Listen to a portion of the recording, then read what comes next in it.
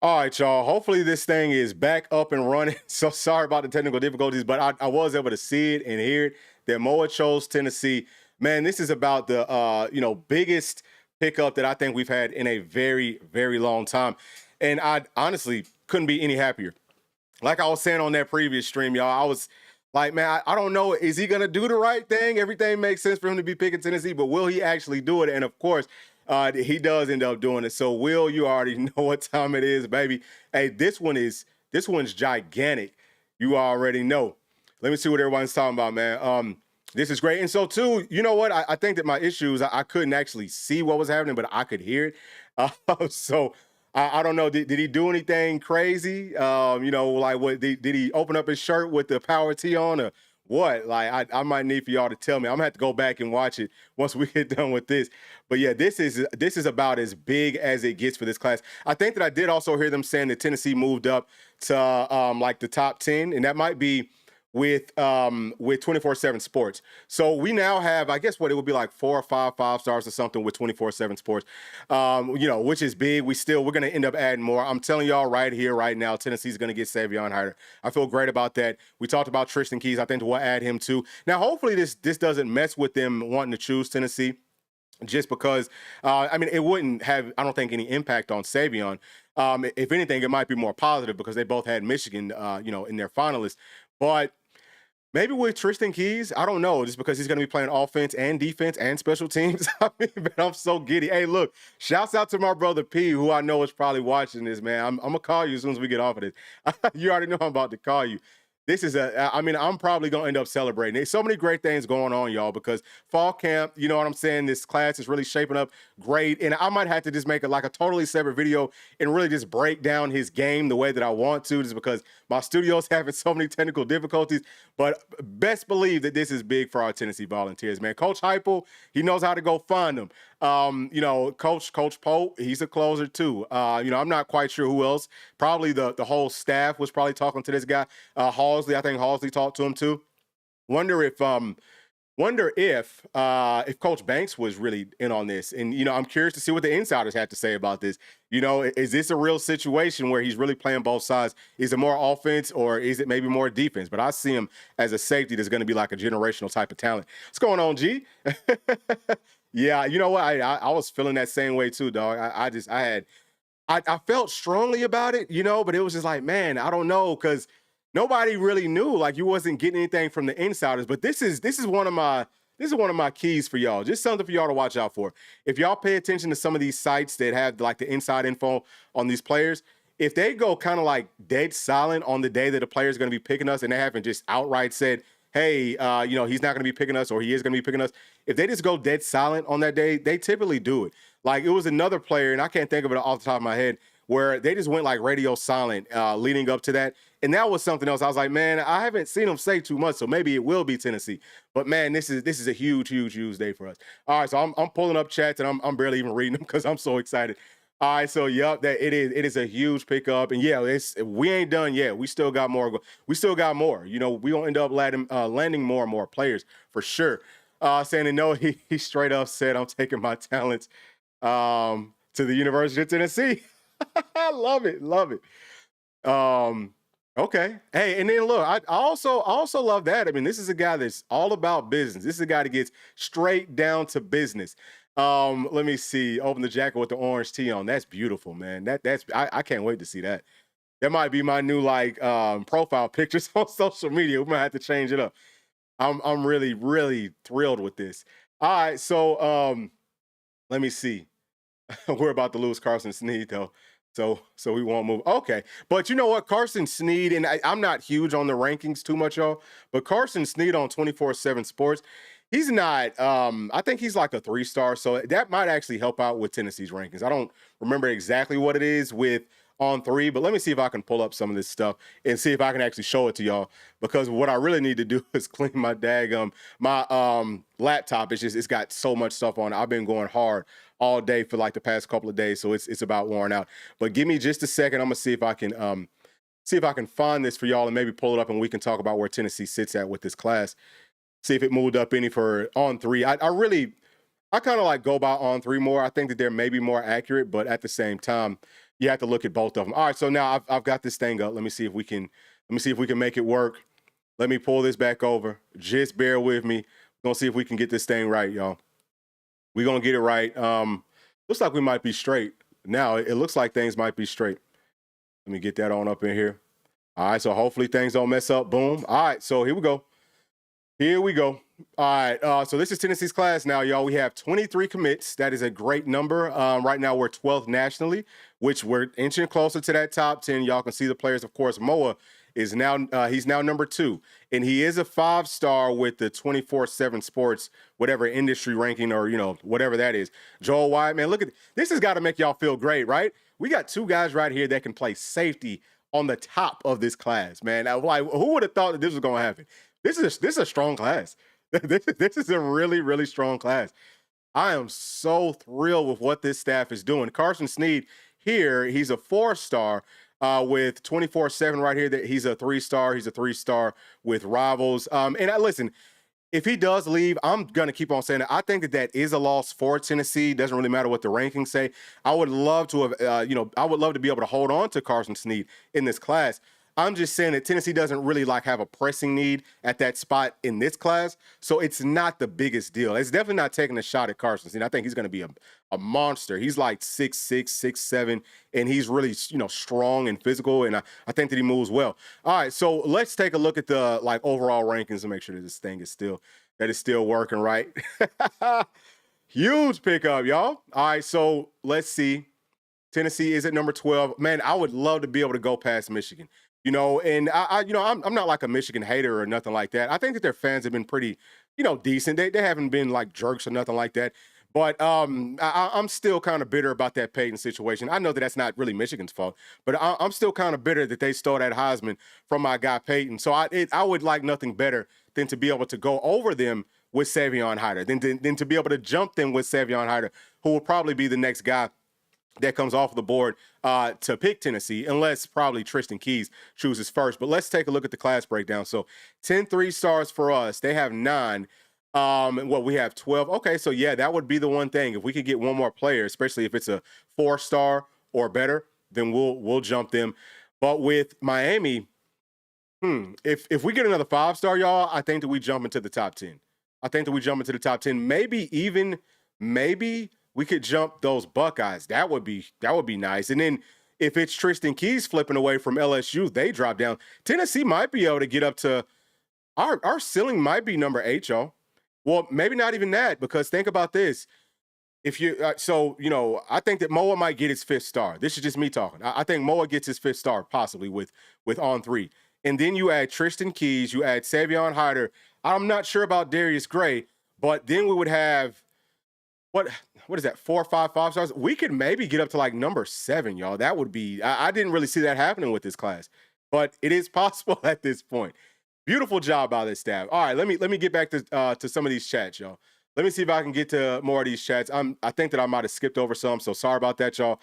I'm gonna kick it with y'all for just a little while longer. We're gonna celebrate because this is huge. Yeah, Mike, you already know, Mike. We've been talking about this one for a long time, brother. Yes, sir.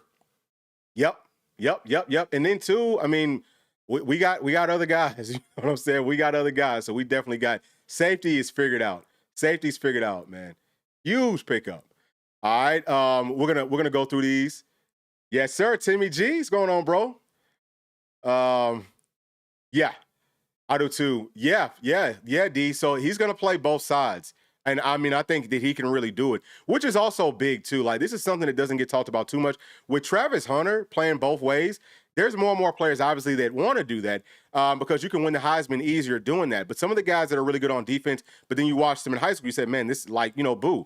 He's a guy that, man, he looks even better on offense. If they can do both ways, Tennessee might be able to win our first Heisman and, bring more players, just bring up more talent because we can coach. You don't have to worry about that. This staff gets it. These guys get it. And as long as we can close out on that top tier talent, I have no reason to think that we're not going to win a national championship here very, very soon. That time's coming.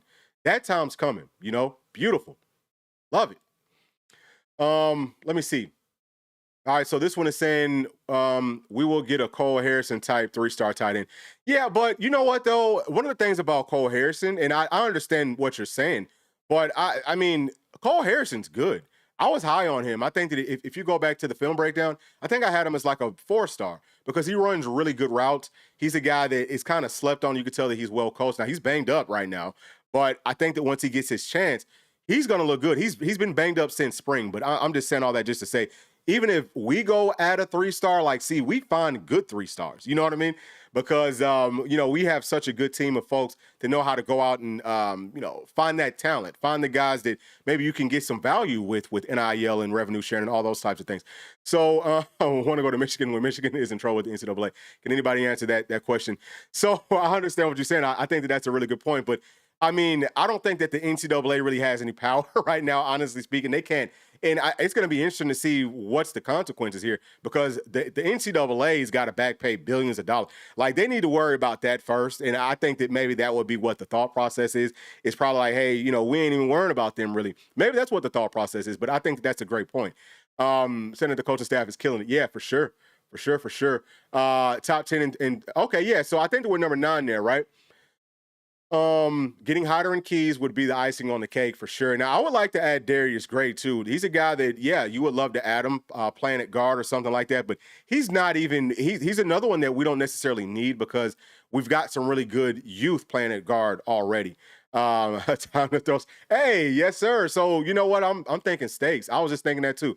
I'm thinking about getting me a big juicy steak and throwing that thing on and just like chilling out for maybe, well, I can't do it now, but probably like later on. That actually sounds really good. Saying that huge pickup bull. This class is really coming together 100%. Yeah, it's coming together beautifully.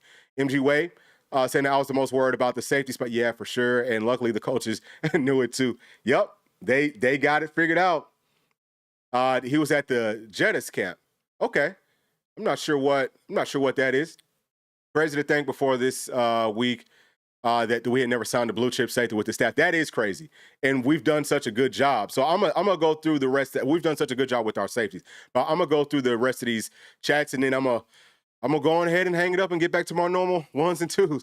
So David Speaks is saying Wyatt, Moa, Combe, that's the other safety. He's really good too. Very underrated. And Luke Thompson, best safety class in the country. Yeah, so to me, Luke Thompson, I think that he could be good at safety, but he's probably like a couple years away. I would say that at wide receiver, I actually like him better to help us out as a freshman, as a wide receiver. And then the other kid, KJ, I like him better playing at corner or playing at star just because it doesn't look like he's that big, but those might be some older clips. If he's gaining the weight, then he could also help out there too. But yeah, it's a really, really good safety class. I don't know if I'd say it's maybe, it might be one of the best in the whole country. I mean, Georgia's got a crazy safety class. I ain't gonna hold y'all. Georgia's safety class looks just like ridiculous. Michigan is gonna get the hammer. Yeah, I mean, hey, it is possible.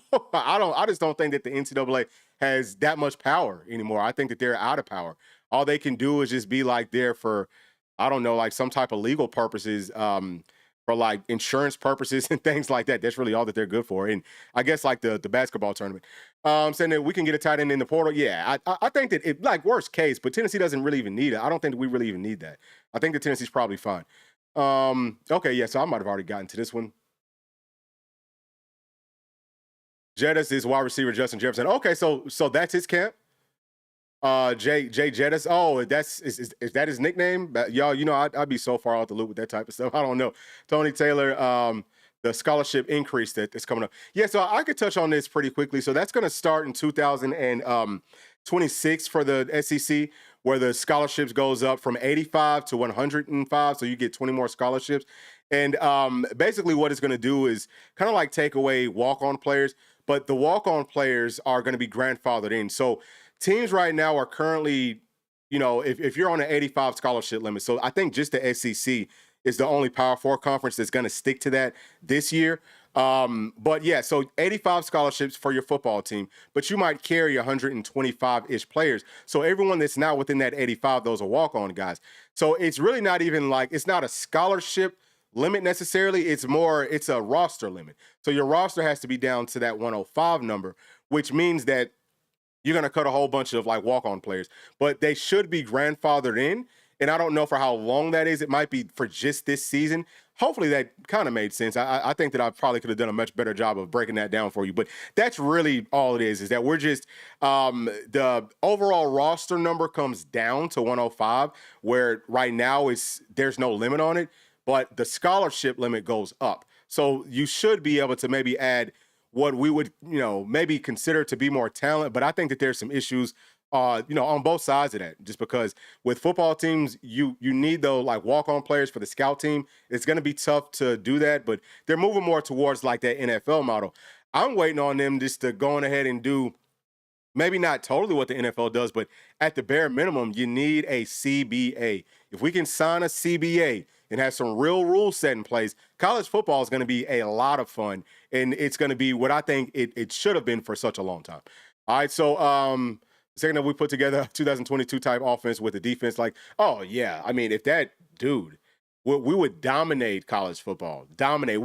This is going to sound crazy to some of y'all, but I feel like this year it could be similar to that because the defense will be really good.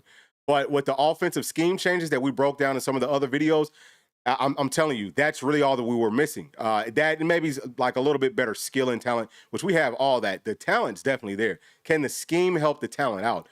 This year, I think that that's going to happen. So we might be able to see that this year. And I'm not being a homer, y'all. I do, P and I, we research, we study, we watch a ton of film. Like we're positive, but we're not just saying things just for the sake of saying it. We're saying what we really feel and what we really see. All right. Anderson, man, listen, Anderson is a stud. He's a stud playing a corner. I like him a lot. All right. Saying that we had to grandfather at least 4 guys with the roster at 109 this year. Yeah. So, okay. Yeah. So maybe we did, but I think that Tennessee's, this is the thing though, is that SEC, we're not on that one, like we're not on that new scholarship thing. We're still doing that old stuff. So we don't have the roster limits. See what I'm saying? And Tennessee's still on like a little scholarship band. I think we might be at 83 scholarships where typically you have 85.